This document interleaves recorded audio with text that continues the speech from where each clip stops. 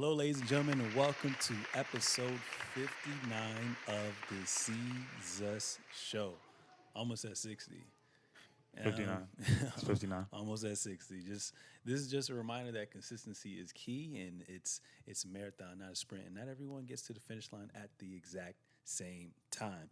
I just want to rehash with you guys what we had on episode 58. So episode 58, Wave, aka the Hood Woes, pulled back up, and we talked about a lot of good topics, which entailed Katie's interview with Chris Haynes.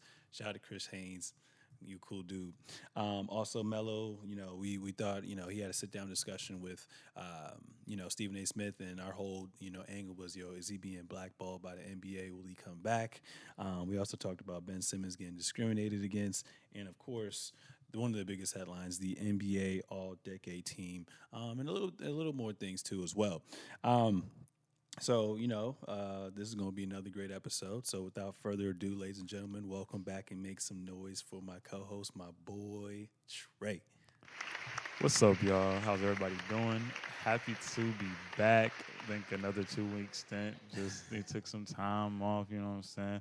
But very happy to be back. I think last episode we did was right before your birthday. So happy belated. I didn't get to see it on the show, but happy belated, man. It's always a good time with this guy, man. Happy to be here with you. Happy to see you grow and see the show grow and be along for the ride, for real. For the ride, let's get it. Yeah, you know.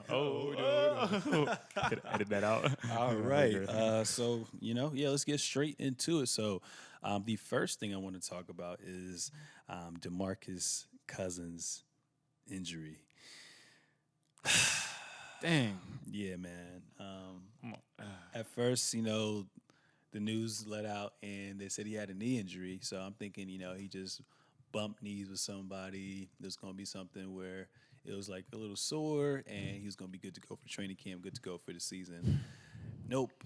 We got some release footage by TMZ and other people as well, too, but primarily TMZ. And essentially he was in Las Vegas training / working out / scrimmaging. And he was actually in a scrimmage game. And he was like on the right side where the elbow is. He went to the basket to try to attack, and then he had knee-on-knee contact with someone. I don't know if this other person was an NBA player or just a random Joe on the court, but knee-to-knee contact, fell down instantly. And, news broke out the other day that he actually suffered a torn ACL. Damn. I was pretty blown about that. But things happen, and it's just unfortunate, man, because I really, he's been through a lot, you know what I'm saying? He went to the Pelicans and then had a great year. He's never been that person who's had talent around him. So, it was kind of a failed experiment over in Sacramento. And, he finally got to play alongside, with his old teammate from college, Anthony Davis. They were on pace to make the playoffs. Like, they played really well together. I think they both averaged a minimum of like 25 and 12, and they were starting to really gel together. Tears his Achilles. He sits out for damn near almost a year. And then he comes back on Golden State, plays about 30-something games, average gives you 16, 8, and 4, being a fifth option, which was crazy. Yeah. Finally gets, an opportunity to prove himself in the playoffs. And, he goes down, I think, game 1 against the Clippers, blows out his quad, tears his quad. I think it was game 1. Tears his quad.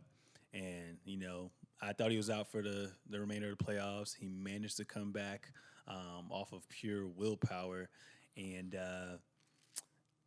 he didn't play as well. He had one good game, but like we talked about past episodes ago, when you're a big man, and you're recovering from an injury, Take some time. Was this all in the same leg? Was everything in the same leg? I want to say it was all in the same leg. So that's scary. And it's crazy because he cut down on a lot of weight too. So you think that had something to do with it as well too? I just think that those things, usually when you do stuff like that, is from like an imbalance of like, muscle strength, or, either you stepped wrong the first time. The first time might be a freak accident, but after that, it's just, one part of your leg's stronger or weaker than the other. And then you get overpowered, and then the part that's been weaker snaps, or the part that has the most stress on it, maybe that is stronger, but you've been stressing it so much it snaps, and you go down that, and that's sports performance in a nutshell. You try to strengthen all the muscles, and for him playing at the level he's been playing at, and trying to get back in the time frame, because people don't come back after a year. You straight up like that from an Achilles, that takes a lot of time, and even like an ACL, like playing professional basketball, you have to also give that some time. Like some players can do it better than others, but it all takes some time. And I just think that maybe Boogie hasn't been given the adequate time to really recover. He's been put in positions where he can take a little bit more time and not being the number one option anymore. Mm-hmm. But it's been a marathon for him. But it's been faster. It's been sped up a little bit for him. He's trying to get back. He's trying to get that money. He's trying to get that contract. Yeah. So. Yeah, for sure, and that's what brought me to it too. Like, I care about him more as a human being. You know what I'm saying? A lot of times NBA players are looked at as just, I don't even know how to describe it. They're just looked at as an entertainer, and that's it. Like, that's it. A lot of people have this thing in their head where, they're not human beings. Like everyone goes thugh problems as well too. They're just a stat on a paper. Yeah, so that kind of blew me. And I'm like, yo, where's your mental state at? You know what I'm saying? Like, how are you going to recover from this? You just spent one whole year trying to get back. You only play, like I said, 30-some games. You get hurt again, and then you come back, you sign another mid-level exception for like $3.1 million or something, and you get hurt again. And this time you tear your ACL. Yeah. And he's what, 29? He's 29. 29 years old, and it's just like, he has production left, but I don't think we're going to get good basketball out of him until 31. He has. Yeah, it's going to take him another whole year. He definitely has production left. But man, I'm sad that he's losing out on money because if memory serves me correctly, when he, even though he still tore his Achilles, the Pelicans, I think, wanted to offer him, I think, $20 million a year. That's like a lot. I think it was just 2 year, $40 million. I think it was 2 year, $40 million, and he turned it down because he thought, if he worked his way back with like a Golden State and proved his value, he was going to get the max dollars, and which I thought he was going to get because he was projected to get that joint. If he didn't rupture his quad, I think he would have been good. Yeah. Being a fifth option too, but. Do you think though this injury just puts him out of the question for big time money for the rest of his career? Oh yeah, that's what I was saying. Like he's not getting paid up. He's not getting paid like that anymore, unless he's like a D Rose, where he got D Rose this year with Detroit. I think signed a 2 year, $16 million contract. So I think he's getting $8 a year, I believe. So I think like that's the biggest he's gonna get. That's slightly above the mid level exception. Okay, but like I said, time is gonna tell, and like you said, it's not till a year later that we're gonna see, what to expect. And now I'm just worrying, like, yo, is he even gonna be like? You think he's gonna be still in a rotation with the team? Because I feel like now he's definitely coming off the bench now. Of course, in any scenario, and he's gonna have a super reduced role because now you're gonna have that. You're gonna have it in your head like, yo, this dude is gonna be a liability. So I think he's gonna have a reduced role, which is unfortunate. The thing is, he's not coming back anytime soon either. Like the Lakers, and I feel like this team, given that they hopefully will get deep into the Western Conference this year and do very well, they'll be more intact than any other Lakers team, and for that matter, LeBron James team. So hopefully it'll keep them together. Hopefully say, hey, like there would be space for Boogie, but at the same time, nothing stops. The league's gonna keep moving. There are gonna be other guys, young guys that could fill his position too. Yeah. So it was like, what was happening at Golden State? Like they had him go down and play like a few quarters with the G League team, stuff like that. Yeah. So I could see that as a good possibility for him. Not saying that DeMarcus Cousins is a great player. He's the caliber should be playing with other All-Stars in the league when he's healthy. But just to get him back to health, I think that kind of process, and it might be a more strung out process next time because you want to, one, protect your asset, but two, protect DeMarcus Cousins in the long run. Yeah. Because if he goes down again, I don't care what anybody says. That's tough for anybody. That's 3 injuries, add on a 4th, and then by that time he's 34, 35. That's when people retire. Literally, that's when people draw the line. So Hey. But you definitely think he still has something left in the tank. Yeah, I mean, he was doing numbers. Like he was shooting some of the he had some of the best efficiency of his career when he was playing this year. Not the best, but he was doing numbers. Near the rim and field goal percentage definitely. He has good basketball in him, and he's never truly relied on like stupid explosive athleticism. He's a load to handle for one, and he's quick on his feet. He's good at basketball. If you're quick on your feet, all you gotta do is get parallel with the person. Then you use your leverage from there. You're not trying to get past it. He's gonna dunk the ball. He's 6'11", 7 foot tall. Yeah. He's gonna get past you. He's gonna dunk the ball, but that's not off of sheer athleticism. That's because he's a specimen when it comes to athleticism and to just his frame, his build. So he has basketball left in him. I just hope for his sake that he can stay healthy and stay protected in the franchise wherever he's with, whether the Lakers or it's another franchise to give him a shot. Yeah. So prayers up, Boogie. Keep your head up. It's crazy because my cousin literally, I think a couple of days before him, my cousin plays D1 at UMass. He ended up tearing his ACL. Damn. I was like, damn. Damn. Because he was playing tight end, really wasn't getting that much shine, and because he initially got recruited for being a defensive end, so they finally put him back at defensive end, and he tears his ACL, freak accident as well too, on like a one-on-one drill. I was like, bro, come on, man. But you know what I'm saying? Like I said, prayers up. Surround yourself with that right, niche, that right group of people, and it's mind over matter at the end of the day. So if you just know that it's a day-by-day process. You already know that. You've been through an injury before, but I know, just going through that experience, I think you're gonna be in a good place, man. So, rooting for you, and prayers up, man. Much love, prayers up. So, based off of his injury, because like I said, he's coming off of a 16-8-4 season, so essentially like losing him from that roster, I thought he was gonna be a very vital key to that Lakers roster. Like coming down the stretch. Who is making up, who is providing that additional 16 points per game as well, too? Like, who fills that void? That's a great question. By committee, maybe off the bench. And he might Frank Gore is going to have to switch up the lineup a little bit. Frank Vogel? Frank Gore, like, yikes. But Frank Vogel's going to have to switch up the lineup a little bit. Just for the bench production probably now, because Boogie was going to be a huge spark off the bench. And playing inside out is the easiest basketball to play, unless you're the Golden State Warriors. But even the Golden State Warriors would kick it in, reverse pass it to the opposite side, get the three up, or get the other side motion. Somebody comes down, somebody comes up. Seth rises, shoots the shot. Yeah. But I think you have to mix it up a little bit now. So it's like, maybe LeBron will play an extra few minutes with the second team to be a facilitator, even though he's playing the point guard now too. Or you can leave Anthony Davis out there. Like, it's just you have to spark that second group a little bit more. I don't think it gets done by one person unless LeBron's having an All-Star game or Anthony Davis is going to have those All-Star numbers. But I just think it's done by committee. Some shooting here and there. Kuz, maybe. Or we'll talk about Kuz, I guess, when we talk about Team USA. But it's going to be by committee. Simple as that for me. I don't think I see one person is going to just like push them over the edge. I think with his injury, this definitely puts a little bit more pressure on LeBron James. Obviously, he faces pressure every single year. Or Anthony Davis.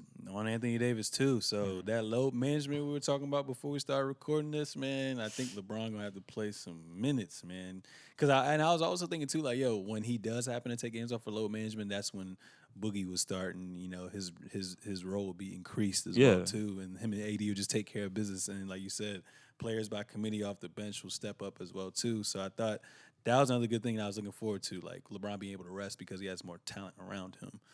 Got All-Stars still. I mean, Boogie was damn near All-Stars just health-wise, So, yeah.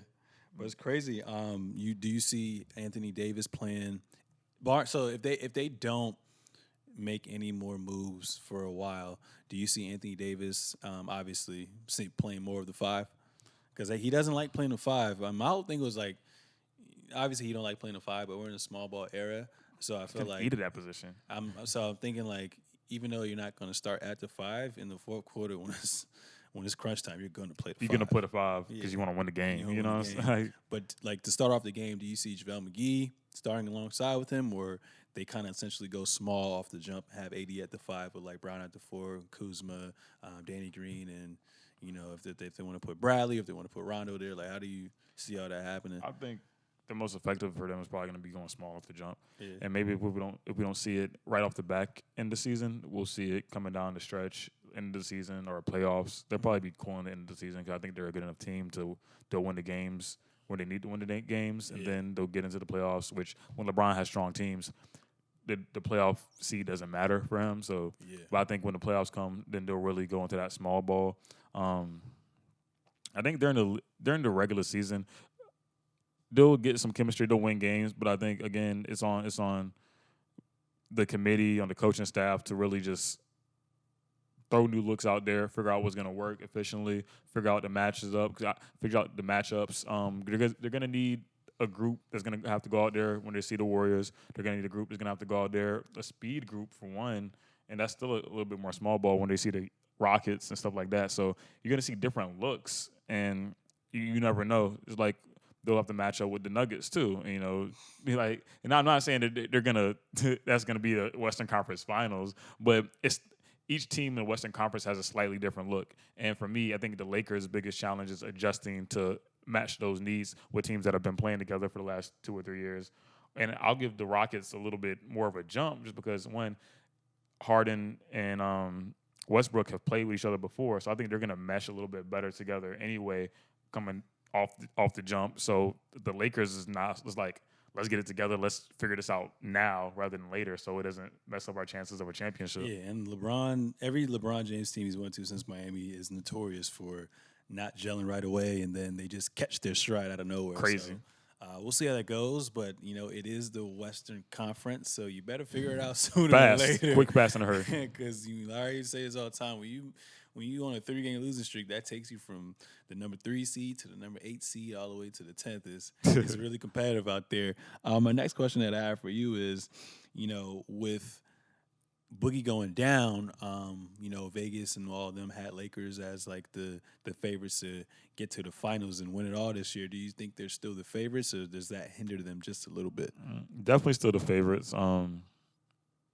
Clippers. Oh my gosh, it does hurt in that matchup if we're thinking that the Clippers and Lakers are 1 and 2. If we're saying that it hinders them in that matchup because I think they're pretty well matched. That first team for both squads. Boogie was going to be the catalyst off the bench, like we were saying. Now it has to happen by committee. The only difference is Boogie was a freaking superstar. Like he's an all-star that was coming off the bench as your catalyst. Now it's like a lot more even of a matchup, and it could sway the tide of a potential battle between those two teams. Mm-hmm. We don't know if we're going to see them, but Yeah, for sure. I don't think they're going to be. I think they're still going to, be competitive this year. I think they're going to get to the conference. Like I'm banking on Battle of LA, Western Conference. That's just an ultimate storyline. That'd be crazy. You got literally out of those two teams, like 3 of them are in top 5, and Paul George is a top 10 player. So you got star power right there. And I feel like we just need a new narrative. You know what I'm saying? So I think they're gonna get to conference finals. But like you said, if they run into a team like the Clippers in 6. Oh Clippers in 6, man. Which leads me to this. So since DeMarcus Cousins is out, there's been speculation. Not even no speculation. It's very open right now that the Lakers already are expected, or they already requested actually permission to speak with Dwight Howard, and there's mutual interest right now between the 8-time All-Star in LA in the wake of DeMarcus Cousins' injury. So there has been talks with either Dwight going to LA or potentially Joakim Noah. First and foremost, no disrespect, nothing like we that. Don't want Joakim Noah in LA. We don't want Joakim Noah in LA, bruh. Nah, he's kind of washed right now. Yeah, he's kind of washed right now. I like it. I mean, obviously Dwight had his stint in LA, but I feel like that was a Dwight Howard who was already a superstar, was young, hot-headed, really didn't know the true ins and outs of a game. Yeah. Was with Kobe Bryant as well too, and also he came there with numerous injuries. Like he played 70-something games and was injured. Like he had a bad back and bad shoulders as well too. And a lot of people don't really, talk about that. But he was banged up, man. And I just feel like, as you get older, you start to get more aware of things. And I feel like now, even based off the interview you had a couple weeks back, I feel like, he deserves another chance. Obviously, last year, I had high hopes for him with the Wizards. No one really thought John Wall was going to go down either, and he had that lower back issue as well too. So I think Dwight Howard healthy, not being a primary option, just has that nowadays, just that like Capella type of role, Rudy Gobert role, where he protects the rim, gets you lobs, you know what I'm saying, switch when he has to. Yeah. I think he would be a pretty good fit with LeBron James and AD there. I mean, I feel like, obviously he's been injured, but I think I'm crazy. I think at this age he's still better than JaVale McGee. But I mean, I think he'll be good, man. I think that's a pickup that they really need because they are lacking bigs. So I think it will be a good fit. How do you feel about Dwight potentially going to LA? Do you think that's a good fit? I have questions about his health, to be honest, because even watching these highlights of him on the Wizards, like he looks like he's a little hurt. He doesn't seem healthy, dude. Like, I mean, he wasn't healthy this year though. At all. And is he gonna get back? Because what was it? It was a issue with his I mean, I don't want, you know what I'm saying? I couldn't flow into that. So apparently it was booty. It was a butt issue. I just had to hide and say lower back. Like lower back. I couldn't flow into that, yo. I could not flow into that. I saw it on your face too. Like, you had a butt issue. All right, that's out. Okay. It doesn't look healthy nonetheless, you know what I'm saying? Like, and that would be the catalyst for me to say, you know what? A high energy player, somebody that still plays, somebody that defends, go get a Joakim Noah. Because we're not what we're not doing is we're not asking him to shoot. We're not asking Dwight to shoot either at this point in his career. That's what I'm saying. Uh-huh. Or you could go get a healthy player, or you could go get a non-healthy player. You're banking on the potential that Dwight Howard's going to be. But we don't even know his status of his health right now. Yeah, like there's been no reports. He hasn't spoken out about his health. Like we don't know where he's at right now. He had a whole year off, honestly. And honestly, like to be dead ass, I think he could have came back this past season, but with all that BS going on, I think they were like, all right, well This year is wasted. John Wall's hurt. We're trying to rebuild. We're trying to get a top 10 protected pick. So why not just sit you down and at the end of the day protect your image as well too? Because he was catching some heat on what happened. Yeah. So I mean, like we said, we don't know, but I feel like at this point he's healthy and good to go. And he's like I said, he's not going to be that. Obviously, he's going to be a pickup, but I don't think he's going to be that player that's getting you 25 to 30 minutes a game. Now I think he's going to be more so 15, 18 minutes a game, gives you 10 points, gives you 10 rebounds, and I think that's solid for them. But yeah, carry on. I'm just the only reason I made that comparison. I would love for if it was a healthy matchup, give it to Dwight Howard. Cause I feel like he would be huge for the Lakers. And I just feel like, sorry for cutting you off again. No, you straight. Go. I just feel like, as far as mobility, I just feel like Dwight is way more mobile than Joakim Noah. Maybe I'm a little biased because the last time I truly saw Joakim Noah play was in New York with D Rose and Melo. He was not looking good at all. Okay. Not finishing at the rim. Free throws was booty.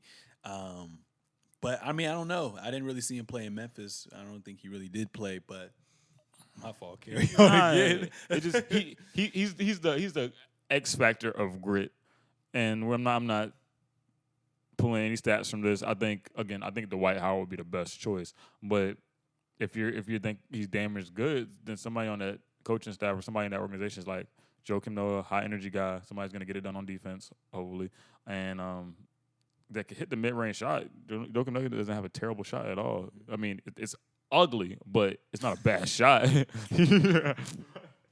But so hopefully they get Dwight, but Joakim Noah, I wouldn't be surprised if it was like Joakim Noah signs for some reason.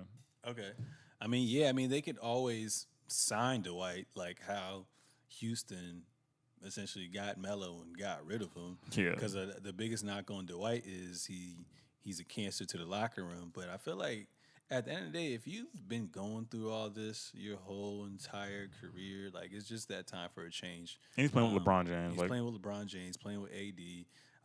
He's not going to get the attention at all. So, I mean, I think it'll be a good environment for him. So, hopefully, he's learned from his Orlando stint, his Lakers stint, his Houston stint, the Hawks stint as well, too. I think he's on the Nets for a little bit and he got bought out. So, he's been a journeyman the place, man. Since Orlando. He looked ridiculous in Orlando. Like, yeah. And that was also just an era where, like, for a couple years, the big man kind of went away.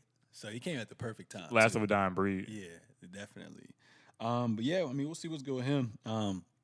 Next thing I want to talk about is Tyloo. So apparently Tyloo will be set to join the Los Angeles Clippers. So he's going to be rejoining the Clippers organization as a top assistant to Doc Rivers. And it's crazy because he's been with Doc Rivers already with the Clippers, and then before that, when the Boston was, still good, well, when they were, champions at that point as well, too. So this is a former Laker who has championship pedigree. Yes. Like I said, he has familiarity with Doc Rivers, and he coached LeBron James, and won them their first championship with Cleveland. So, it makes sense because at first the Lakers kind of lowballed him. You know what I'm saying? The Lakers, they were going to make him the head coach, but they didn't really pay him, what he was looking for. And I'm like, yo, how does a player or a coach like Luke Walton, who had no winning years in the Lakers franchise, get a job off the jump to coach the Sacramento Kings when obviously there's an asterisk, I guess you can say there's an asterisk by Tyloo because he played with LeBron James, but if you say that, then you have to argue against Eric Spoelstra or argue against Phil Jackson. That's facts. You know what I'm saying? You're only as good as your players, honestly. But he did well over there, and I thought, the fact that he had the most familiarity with the Lakers, with LeBron James, it makes sense to go to Lakers. And another thing, too, they kind of lowballed him on the pay, and then they said, we're going to hire your own personal coaching staff. So he had no autonomy, no say in his coaching staff as well, too. But I think one of the reasons why he did this was because I truly do feel like he wants to get back to that head coaching spot. And who has the most, like the top three, most, national televised games this year? The Clippers with 26. And I feel like just being under Coach Doc again, and when they get back to the winning ways, a lot of teams are going to take notice on that, and they're going to be able to snatch him up. So I think that was a good move by him. And another thing I think they brought him into was because of that familiarity with LeBron James. He's been around this guy for 4 years. 4 years. His workout routines. You know him as an individual. You know what ticks him off. You know what I'm saying? Obviously it's kind of hard to guard LeBron James, but you know a few of his weaknesses, and I think that can be advantageous moving forward, for the Clippers as well, too. But how do you feel about the signing of Coach Lue? Do you think it was some pettiness on the Clippers' behalf saying, F LeBron James? Or do you think they actually, felt like, they needed him? I don't think it was like any pettiness. I think that genuinely Doc Rivers and his coaching tree he takes care of his people, and he coached with Tyloo before when the Clippers had success, and they had, again, big name players, but good coaches coach big players. After a while, like everyone, you have to have good players to win championships. Think about that. Like Rick Carlisle, Dirk Nowitzki, Kobe Bryant and Shaq, Phil Jackson, Tim Duncan, Greg Popovich. Like the list goes on and on. It goes on. A lot of NBA coaches but sometimes you don't get to that caliber where you're superstars or you're the star player on your team is the superstar of that era, or a star that's competing for winning championships. But good coaches coach good players, and they find a way to make that happen always. And Tyloo's did that before. So I think for the Lakers, it was their loss. Like, they lowballed him. They didn't bring him in. Maybe they didn't want to create the narrative of, Tyloo, LeBron's going to get what he wants. maybe so. Maybe they need a new look, and maybe the Lakers just said, "All right, LeBron, well, we got a lot of pieces that you wanted, but we're not going to be able to get Tyloo for you because at the end of the day, you'll be gone in an X amount of years, but we want to establish the Lakers franchise again." Maybe that was we're going to hope that was the rift in it, because if not, But at the same time, the fact that they got rid of their young talent, you can argue that they're not trying to invest in the long haul. They're just playing under LeBron James' contract. That's a big possibility, and what I'm saying in all of that is, why not give it to Tyloo? That's petty to not give it to Tyloo, because it's the same setup. One, you have to look at the facts of it. LeBron James and Tyloo won a championship. Went to 4 straight finals. Went to 4 straight finals. Like, he does this, whether it's like, oh, LeBron's coaching the team or not. Tyloo's still a great manager of personnel. He has to manage the organization. He has to take care of all that stuff. Like, you can't beat that. You can't beat the facts of the matter, the truth of the matter. And it was the Lakers' loss. And Doc Rivers was like, all right, we got somebody that's been to 4 straight finals, that's coached superstars, that has a repertoire with star players. And, I think Doc Rivers has one of the best locker rooms in the NBA. He creates that talent, not that talent. He creates that environment where people want to come and they want to play. We saw them when they were I think we saw inside the locker room, one, coming down the stretch for the Clippers, and then two, when they stole a game from the Warriors. The locker room was just like, yo, it's a blue-collar type thing. All right, guys, let's come in here. Let's get it done. Everybody was on the same page. Cool. You don't see that locker room you don't see that in too many locker rooms around the league. Like, simple as that. So I think Tyloo's going to be nothing but greatness for the Clippers, and, he'll coach there maybe 2 or 3 years and then go to his next head coaching job. But I don't think it was a great move for the Lakers to pass up on him, being that they're in the position that they are. They're not trying to build for the future, really. They have LeBron James do his contract. They have AD for some years, and I think they lowballed him, and now he's on the other side. You can't get mad at that. Can't get mad at that. Can't get mad at that weather either. And you got at all. And you got two bad stars you get to interact with every day and see them grow, and like I said, give them some advice as well too. So yeah, that's exciting.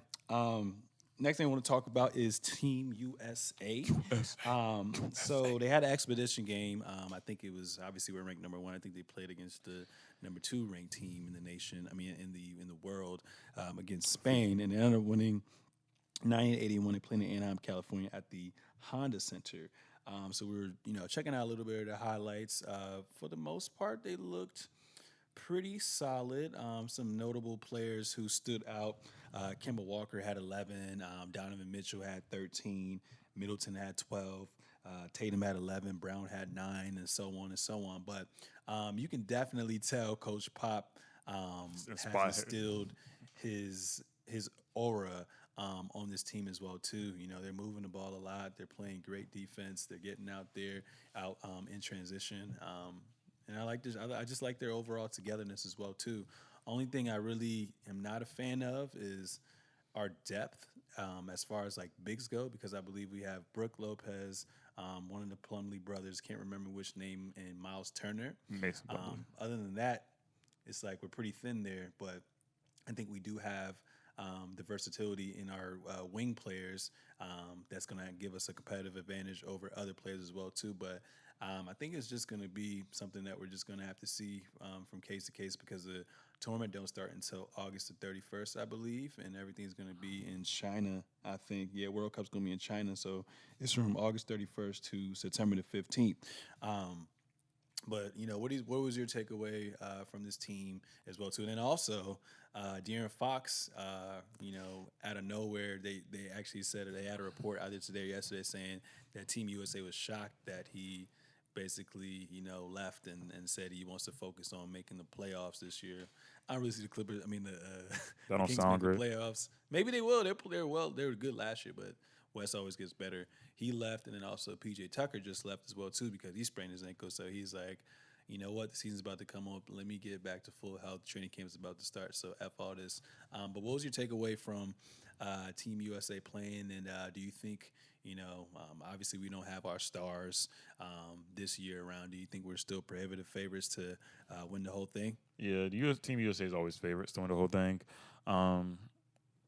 they might hit some speed bumps a little bit more clear than they would with a superstar power team. Because I think if there was a team full of NBA all-stars, Paul George, Kawhi, LeBron, Anthony, AD, like, that's not fair. like it's not fair. It's not fair. So we coast through it. I mean, you got teams like Greece. Like I would love to see Team USA in Greece matchup.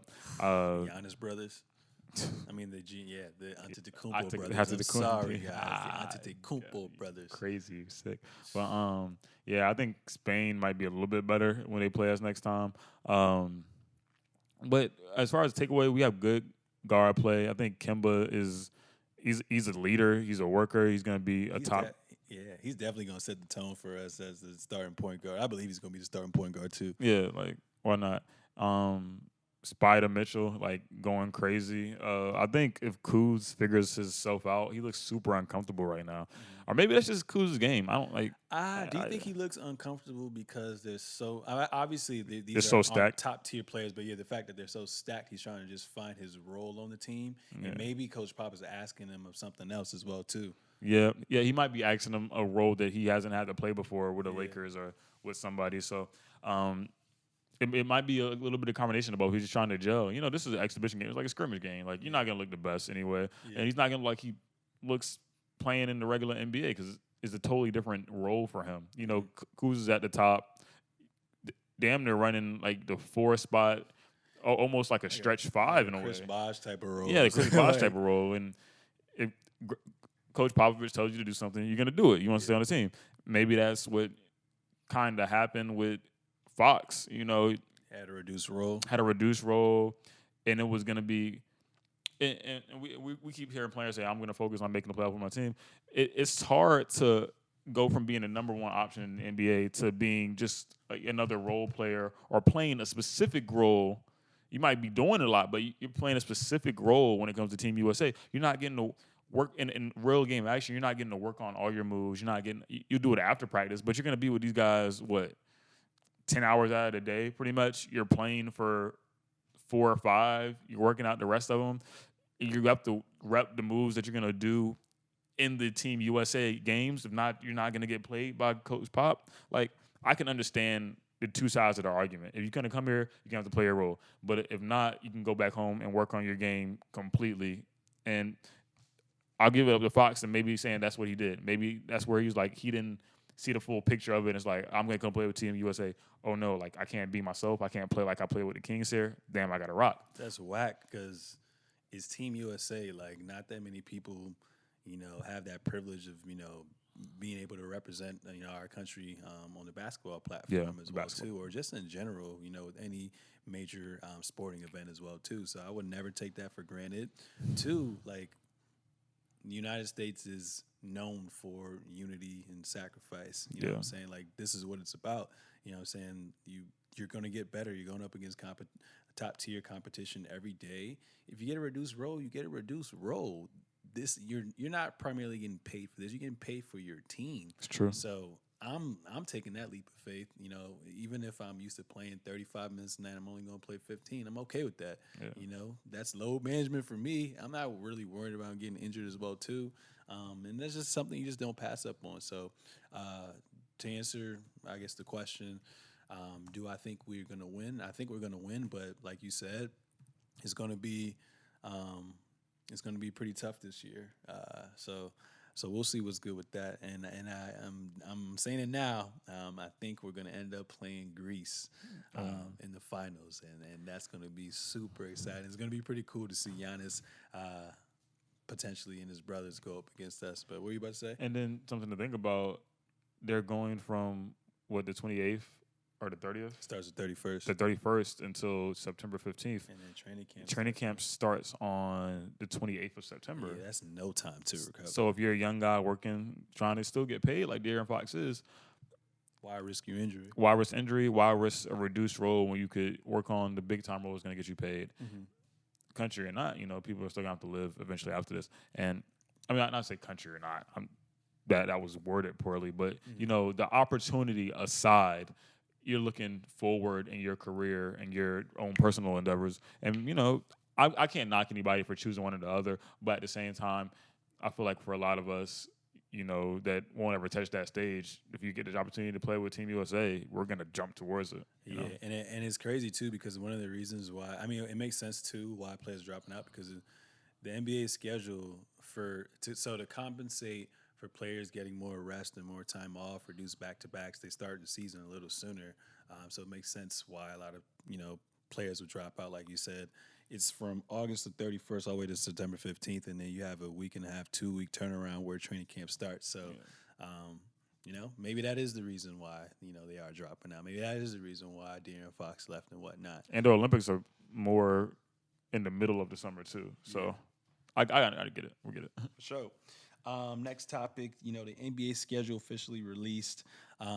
Everyone was going crazy. There's going to be new headlines, new stories, new rivalries that are going to, that are going to come about this upcoming season. So I was looking at the schedule. As far as officially, like national televised games, the Lakers are going to have the most nationally televised games with 31 this year. Who Obviously, knew? AD, LeBron James, Hollywood. Second is the Warriors. They have 30. Makes sense. The most dominant team. These past 5 years, they still have Steph Curry, still have Draymond Green. Still the most exciting team to watch, probably. Most exciting team to watch. They're about to incorporate D'Angelo Russell, so that makes a lot of sense as well too. And a lot of people, I like it this year that they're nationally televised now, because this is the first year where Steph is going to have to carry such a load until Klay Thompson get back. That's a big so it's going to be interesting to see how they respond to adversity, because I feel like a lot of people are counting them out, which is ridiculous. A lot of people have them not even making the playoffs. Even Draymond Green talked about this. So it's gonna be pretty good to see a fueled and fired up Golden State this year. And it's just gonna be exciting. I really want to see what they have in store. Under them, Clippers have 26 games. Makes sense. The whole Kawhi Leonard going and teaming up with Paul George over there, and Clippers fighting to make a name for themselves. Right now they're the little bros of LA right now, so it's going to be exciting to see arguably two of the best two-way players in the NBA, under Coach Doc and that gritty team. It's going to be exciting. And then we have the Rockets at 26, Russell Westbrook, James Harden, teaming back up again after years, seeing what they can do on the Mike D'Antoni system. That's going to be pretty exciting. And also, Celtics have 25, I'm saying that was the team, who we thought were prohibitive favorites to get to the finals last year.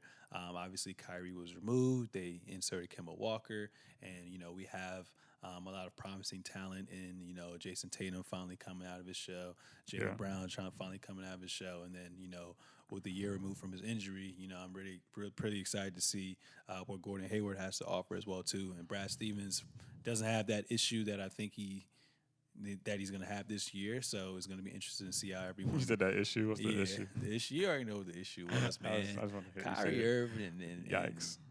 And all them young boys, man. That's true. What it was. And then following that, the Bucks have 24 games. I think they should have had a little bit more, just based off of the strength of Giannis alone. He's MVP. He's MVP. Come on, yeah. You know what I'm saying? And then small market team. And then the Sixers have 24 games as well too. I thought they should have got a little bit more games, but I think that's fair as well too. But another thing that I'm excited about is how they had the opening week. Pretty fire games, actually. So tip-off starts Tuesday, October the 22nd, and the first game is going to be the Pelicans versus the Raptors, and it's going to be in Toronto. So the Raptors will be getting their ring. They will be Kawhi-less, and we get to see Zion and the new-look Pelicans with the addition of Brandon Ingram, Lonzo Ball, who just came out with the video. He's looking pretty solid. The jump shot looking good. Like he's about to develop a floater. If you check his Instagram, he had a little workout video. So we get to see the new addition players on the Pelicans, and then the emergence of the next up-and-coming big thing is Zion Williamson going up against the defending champions, Raptors. I have because in Toronto. On ring night. That's a tough one. On ring night.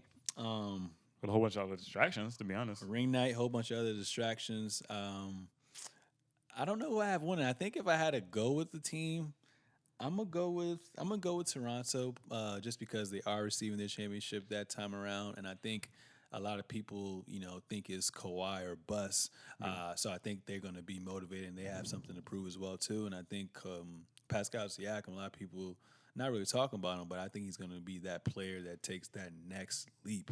Like, I really see him averaging 22, 25 this year. Nick Nurse had an interview because I think he's coaching Canada, the Canadian national team. Wow. He said that basically the next step for Pascal Siakam is being the guy now. You know what I'm saying?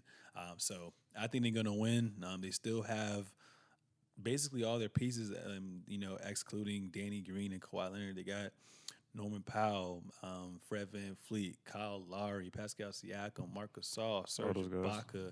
A lot of people really don't know, but who I had high hopes for as well too was OG Anunoby.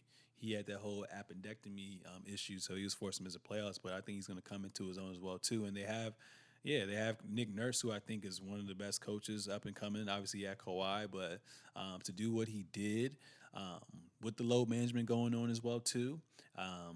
That you got to give credit where it's due, and he has his credentials already before that in the G League and overseas as well too, and all that stuff as well. So I got them winning. Who you got winning that game? I'm gonna give it to Toronto. Not even gonna be disrespectful and say the young boys are gonna come out and get their first win here. Mm-hmm. I think they still have a long way to go. I think Toronto's gonna be fired up. I think they're clearly the better team right now with NBA experience, and two, they just won the championship. Come on now. Yeah. Come on now. Next game. That first night is the Lakers versus the Clippers. It really depends. And I say it depends because I think Paul George, I'm pretty sure he already underwent shoulder surgery. So I don't know if is he going to be ready for the first game? Yeah, first game? I doubt they'll play him in the first game. If he plays the first game, I have the Clippers winning. Just because Kawhi just came off some historic stuff. Obviously, they have to take some time to gel Kawhi and Paul George into that system, but I just feel like you said, is historically known with LeBron James-led teams that it takes a while to gel together. So I feel like Paul George and Kawhi will have a better time, at least that first game, being adjusted to each other as opposed to AD and LeBron James as well too. So that's my thought. If Paul George plays, Clippers. If he don't play, I got the Lakers winning. What about you? I doubt he'll play, but I still got the Clippers winning. Regardless? Yeah. Okay, cool. Next night, Boston, Philly. I'm saying this was a rivalry, year before last into the playoffs as well, too. I'm going to give Boston the edge, even though it's in Philly. I'm going to give Boston the edge because I feel like the drama's gone. Okay. And like I said, there's going to be an emergence in Jason Tatum. Kemba's finally out of purgatory. Gordon Hayward's removed from injury. They have that system intact, and I think they're going to gel together. I feel like it's going to take a longer time for Al Horford and Richardson to get, introduced into this new system. And I just feel like I'm still trying to, see how Philly is going to incorporate Joel Embiid and Horford on the floor at the same time. So I'm kind of iffy about that. I have to see it to believe it. Yeah. But who do you think winning that night? I think Ben Simmons is going to hit like 5 threes. That would be lit, though. First shot, stupid. 3. Please. A 3? Please. Please. You know how Vegas would go crazy. It would go stupid. Crazy. But Philly, Boston. I'm going to give it to Boston. Mm-hmm. Are we agreeing on every matchup? We agreed on everything so far. Probably because we're not out of our minds tonight. It's a Monday. But, I think Boston will get it. I think, Kemba's going to be eager to come off Team USA, eager to continually lead. The firepower on Boston is still ridiculous. You got 2 emerging stars, Jason Tatum and that wing play OD. Jaylen Brown. The length.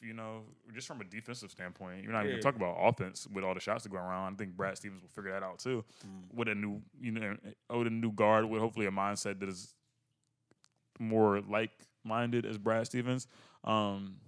We'll give it to Boston. Boston. Yep. All right. Then after that, the headline is Denver versus Portland. I feel like that's a rivalry that That's huge. somewhat formed. You know, they won 7 games in the second round to get to the conference finals. Portland beat them. C.J. McCollum. Shout out to C.J. McCollum. He went off because Dame was struggling. He was. And C.J. just held them. I mean, kept them afloat as well too. But that's a tough one. I'm just gonna go. I'm gonna go with Dame Dollar and C.J. You know. Yeah. Dame Dollar, CJ. Dame Dollar and C.J. Open night. I just rock with them more. That and they're at home. They're one of the best home teams the past couple of years. I'm going with them. What about you? And they're at home. Dame Dollar, CJ. Yeah, they're at home, dog. Like, yeah, we're 4 for 4.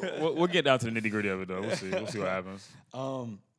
Next up, Houston versus Milwaukee.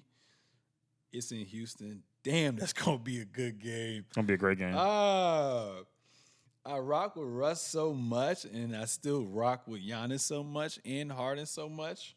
I'm gonna go with Milwaukee stealing it Early. I think early on. Obviously, you went back. I'm going back to what you said a little earlier. You said that Harden and Russ played together, but that was years ago. Mm-hmm. That was when James Harden was the 6th man on his Ginobili type of role, and Russ and KD were the main focus. So now I think they're gonna play a little bit of like a hot potato type of thing, where it's like my turn, your turn, or who's gonna be the point guard? Like what's going on? What's the defined role? It's gonna be they have to play off of each other. They have to complement each other. Yeah. Russ will have to set a pick for James Harden. James Harden will have to say, you know what I'm saying? Like James Harden gonna set picks. James Harden gonna stay on the corner? I've never seen either of them set a pick for anybody. To be honest, maybe Russ on like a down screen or something like that. Yeah. But or like maybe James Harden on like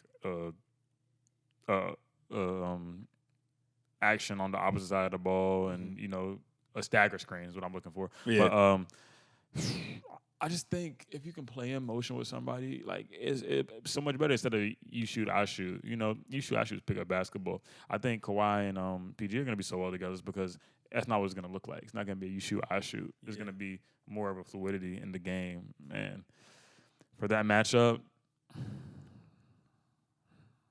I'm going to have to give it to Houston. We'll disagree this time. Okay. I'll give it to Houston. Yeah. I just feel like Giannis is angry from how he went out being up 2-0, having the best record in the league, won MVP, and then Kawhi just snatches it from him. So I think he's going to showcase his new additions to his game. Okay. And, his team's going to feed off of that. They're going to go on the road and just get that dub. I can see that. Next game is going to be Clippers versus Golden State in the new arena for Golden State. Wow.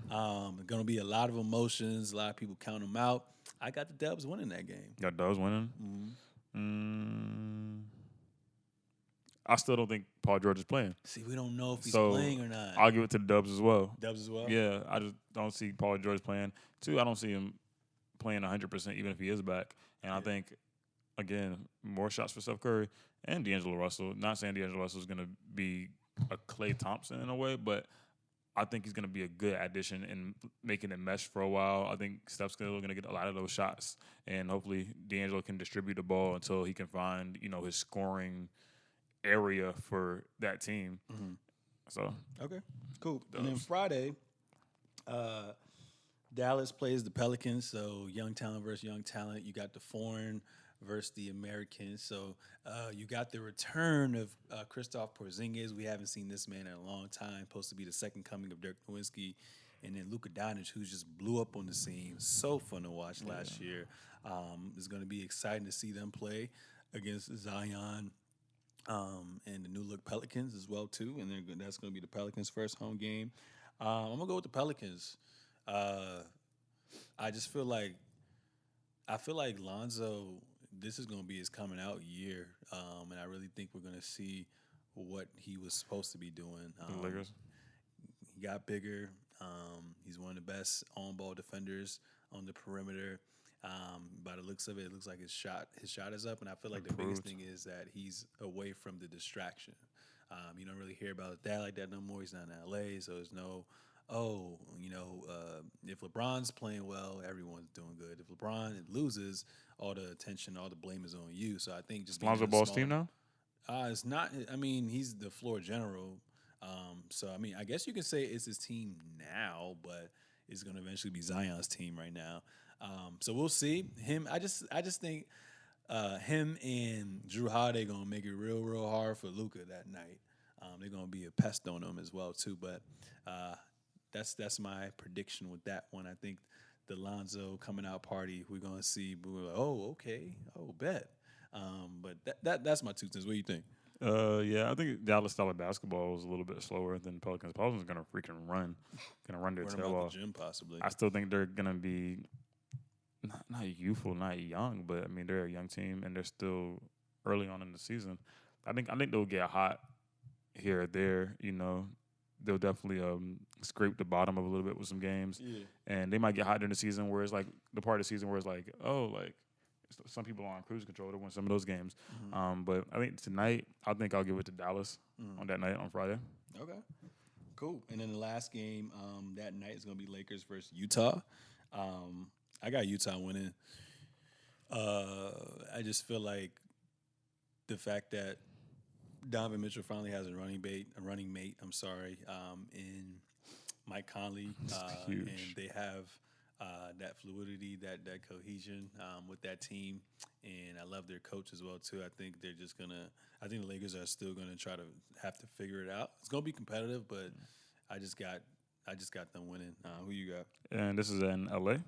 It's in LA though. It's in LA. Lakers. Lakers. Yes, Okay. that's their home debut too. Yeah, it is their home debut as well too. AD and everybody else. Yeah, I Lakers. wonder what celebrity's gonna be there. Everybody. You heard me. Everybody, man. Everybody. Cool. So some must-see games this year. What I'm looking forward to is AD going back to the Pelicans, man. I can't remember exactly when that date is, but I'm pretty sure it's very relatively early on in the season. Does he get booed? Does AD get booed? In New Orleans? He will from some Of course he's gonna get from booed. some hating ass fans. Yeah. Oh, I mean, yeah. I mean, the way he just wanted to rock from the team, he just gave up on him and said, "Nah, I demand a trade." Then you got Zion is like, I want to play down here they forever. got Zion. They got their next big thing for that franchise. Their franchise player essentially. So I think for the most part they respected what AD did and they kind of understood that they never really the management never really prioritized their time building around him. So I think some people are gonna cheer for him, but I feel like they're just gonna play towards the narrative of someone up and coming new. So I feel like These are the Saints fans too. Like this is still like it's the same spot, dog. Yeah. You're not gonna get any love from the Saints fan. You're never not gonna get any love from the Pelicans fans. so he gets booed.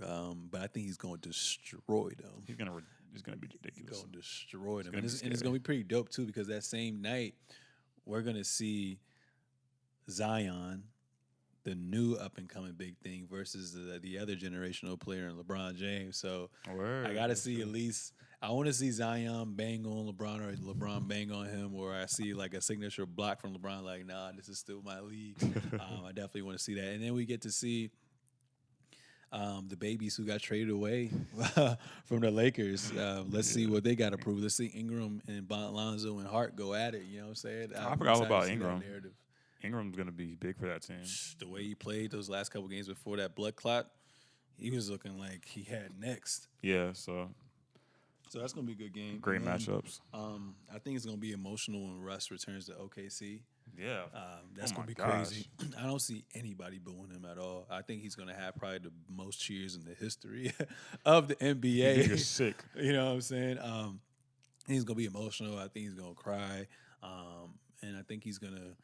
I feel like a lot of players when they come back that first time they play, they're a little nervous, got to get the jitters out. So I think he's gonna, I don't know because most of the time when a player returns to his first team he was on, they normally get booed. Yeah. But maybe since they're gonna be cheering for him every time he gets the ball, I think he may just thrive off of that. It's going to be a little awkward, but they're going to put on a show. And then, like we said, Harden used to be on OKC too, so it's going to be kind of dope to see. And then too, it's not a competitive team that they're going up to face, And I mean, they're not as competitive, but Chris Paul's still there. So that's another narrative that we see too, because Harden was basically like, it's either me or you. And Daryl Morey traded him away. So, if he's still there with what they have now, it should be an exciting game. But I feel like Houston going to end up just blowing them out. Yeah. We'll see Chris Paul's greatness hopefully shine a lot more with him being at OKC, with like him kind of being like the brightest star there. Yeah. But at the same time, age is always a question, and again, load management. So we're not going to see him out there doing no crazy stuff. I mean, he'll dribble. Chris Paul dribble to something set up. And he's a smart player. I think he knows how to protect his body. But him playing the whole season at a crazy high level, I think you have to pick your spots for him, and as a staff and as a player. So. Yeah, Kyrie to Boston is going to be pretty interesting. They're going to boo that man. I remember they're going to boo him to death. Going into last season, he had I don't know what they did, but I think all the fans were there. Maybe it was like, I don't know what it was, but basically he was saying like, as long as you guys will have me, I'll commit to you guys. And then he just flat out rocks. It's like a bad marriage. Right? It's like bad vows. Bad marriage. You're like, what? Bad marriage. As long as you'll have me. But I think that Kemba versus Kyrie is going to be pretty awesome to see. Yeah. Who you think gets that? Who you think wins that matchup rather? When he returns to Boston. Brooklyn. I think Kyrie's going to have a huge night. Huge night? I think he's going stupid. He's going to go stupid. Yeah. And he still got DeAndre Jordan with him, with the mob. And then, other than, what's his name? The guy that went to the Lakers. Other than him, the Nets mob is still kind of intact. People that play with each other. Mm-hmm. You're not going to get KD back anytime soon. But I think it'll be a good little matchup. Mm-hmm. I'm excited to see Kawhi return to the Raptors to get his ring. Jalen Rose made an argument. He was like, they should retire his jersey that night. They should. They actually should. They should. Obviously, DeMar DeRozan's been there, and players before him came there. So it's more so what they've done as far as productivity and longevity there. But when you get traded and you put a whole city on your back and do what you did historically in the playoffs and win them their first championship, and you're not even an American team. You gotta give credit where it's due.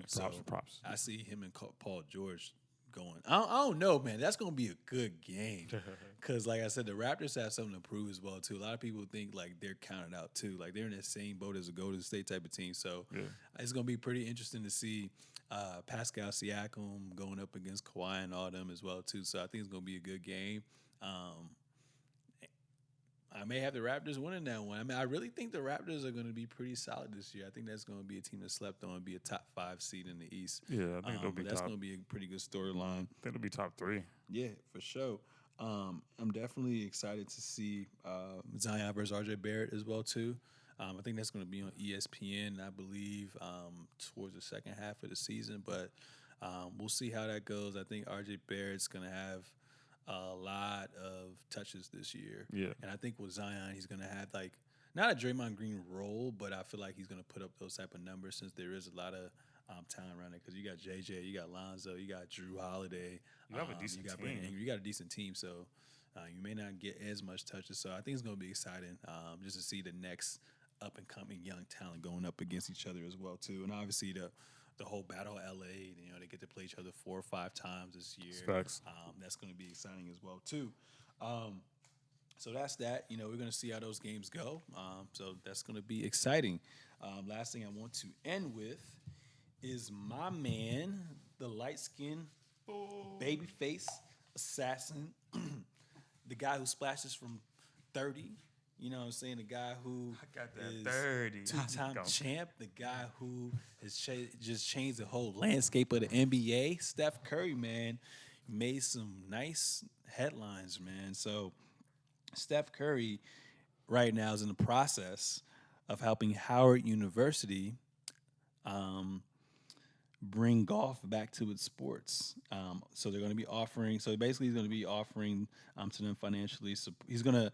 So it basically says he's offerings by pledging to financially support golf teams for the next 6 years.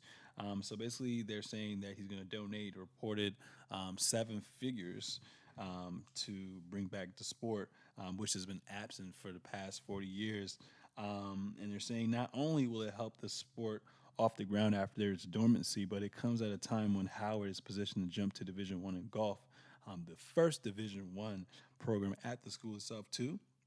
And Curry said one thing he loves about golf is that it's a discipline that challenges your mental wherewithal, from patience to focus, and it's impossible to truly master. So when you hear about these passionate student athletes who have the talent but don't have a fair shot at the game, it's tough. I feel really honored to play a small role in the rich history of Howard University. And then he said what sparked it was there was this guy Curry met at Howard, some student in 2015 named Otis Ferguson, and he said while he was viewing a documentary in January about the 2015 shooting of 9 black worshipers in a South Carolina-based church, Ferguson brought up how he had to pass up golf to attend Howard, which at the time did not have a golf program. So that sparked an idea, and that basically resurrected the program as well too. And this is something that's good, man. What are your thoughts on Curry giving back to a predominantly black school and just a school in general, to get them to play golf? I feel like it's gonna be an interesting wave. I feel like because when you see black people, African Americans, or just minorities in general playing a sport that we rule off as because it's not as appealing. Yeah. There's gonna be a spark years from now, and a lot of just black golfers just getting it. Yeah. What are your thoughts on Steph Curry doing this for school and providing opportunity? I think it's huge. He's using his resources to open a door that was closed just a few days or weeks ago. And I think that if you look at just the Tiger Woods effect, and Tiger Woods doesn't have the background of he went to Howard University, so the people that emerge from here, whether it be star, whether it just be student athletes, and their influence is going to be huge because when they are from HBCU, they are black scholars for one, first and foremost, that are probably going to 10 times out of 10 or 9 times out of 10 finish their degree, get it from Howard because they're on scholarship, and keep going and keep golfing more and more. So when you have an educated person, you have a minority person, you have somebody that's adding diversity to a sport that doesn't have as much of it, but at the same time, when there are diverse people in the sport, they love it. They love it. It's just like the Serena Williams effect with tennis, Tiger Woods effect with golf, or even like when you see black swimmers, black quarterbacks, anything. It sparks that interest, and people, whether it be one generation, and hopefully it'll be more now with the area, the metropolitan area that is DC, that is the DMV. It's going to be a destination spot for anybody that's black and plays golf. Yeah. So I think Steph Curry, big ups to him. He shot the shot at this one, and form's impeccable. It went in. He's really being a role model with once the stewardship of his money, and two, just for the person he is, and like all of us, we want to be able to achieve it, run our marathon, grind, and flourish, but at the same time, we want to look back and we want to say, hey, I'm going to give back to people that might not have it, or open doors that weren't open before. So shout out to Steph Curry. I think I'm 30. Yeah, there's really nothing to say about that, man. Definitely, like you said, very inspiring, and he definitely, makes you, want to, whenever you make it, definitely give back. You know what I'm saying? You just provide an opportunity, and I feel like that's what it's all about. A lot of people are very selfish, only care about themselves, but things like this, really make my day and really give me hope that, we're headed in the right direction. It's more than sports. Yeah, world of sports brings people together, right? Facts. Cool. So the university is targeting its official, launching in the 2020-21 academic year because they have to hire coaches, recruit players, and relaunch the whole program itself. So I think they're heading in the right direction. It's going to be exciting. So I'm definitely going to keep my eye out on that as well, too. But yes, that's all that we have for you guys today. This was episode 59 of the Seezus Show. I hope you guys enjoyed it. Not as long as the other one. Last one was an hour and a half, so I hope you guys can fully dissect this one. I hope you guys enjoy it. Obviously, co-host Trey right here. Appreciate you coming on the show, Of course. as always. And guys, make sure to subscribe to me on all forms of social media at the Seezus Show and also at Sir Seezus and Trade XXIV. We lit. Spread the word. We're just only about positive vibes. Any last things you want to say? Take care of your friends. Watch out for your friends. Foster and facilitate as many friendships as you have. You have people that are going to be your everything sometimes, but at the same time, create friends in different walks and different avenues, because at the end of the day, you are judged by the company that you keep. And also, if you are trying to be on the Seezus Show, don't be scared. Shout out, mention them, ask them when ask C when yo, when am I gonna get on the show? Ask them that so we can get you up here. You already know what's going on. I'll take a week off. Come and sit by my mans. You already know. But hey, love what you're doing, man. Thanks for having me as always. For sure. Gotta respect that. And then I followed this one account called the Motivational Page. So it just gives you like a lot of dope quotes to help you run your day, and it really just puts things into perspective. But this is simple, nothing deep.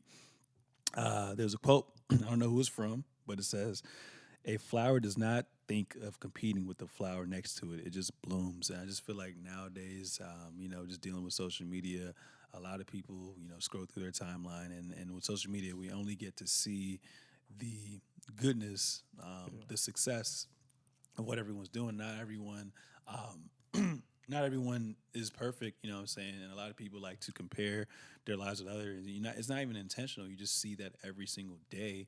And sometimes it can kind of get to you as well, too. But, I like this quote because everyone's path is different. Like Trey said earlier, like Trey said earlier, like how Nipsey Hussle says, like, it's really a marathon. It's not a sprint. So everyone has, a different path. Everyone gets to that finish line at a different time. But just know, you keep that consistency. You stay passionate. You're around the right people. And you just have that, that dog mentality. I think you're going to get to where you need to be. But that's my 2 cents, ladies and gentlemen. We are out.